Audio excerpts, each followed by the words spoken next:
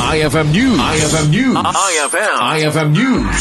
Sports. At daan umno nga sports facilities ti Pilipinas tapnog host iti World Games in tawen 2033. Daytoy tinagbali na saon ni Philippine Sports Commission Chairman Patrick Pato Gregorio kalpasan ang nakasarita na the International World Games Association President Joseph Perorina Lopez ken Chief Executive Officer Joaquim Guzzo bayat ang manariman iti 2025 World Games iti China.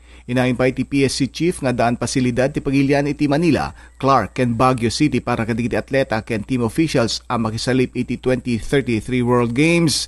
Dagiti events ti World Games ken dagiti awan iti Olympic Games kas iti wakeboarding, wushu ken Muay Thai ang nakipagpartisiparan dagiti Pinoy athletes iti Chengdu, China. No kas pagarigan mga bag ti bidding iti Pilipinas ket ison iti kaunaan nga Southeast Asian nation para iti World Games. Iti maitawan 2029 ti Pagilian at Germany iti pakaangayan iti World Games a pakisalipan iti 5,000 nga atleta para iti 30 ket 4 nga sports. Para iti IFM Sports, dahito ni Idol Joey C. Tatak RMN. IFM News. IFM News. IFM News. Sports.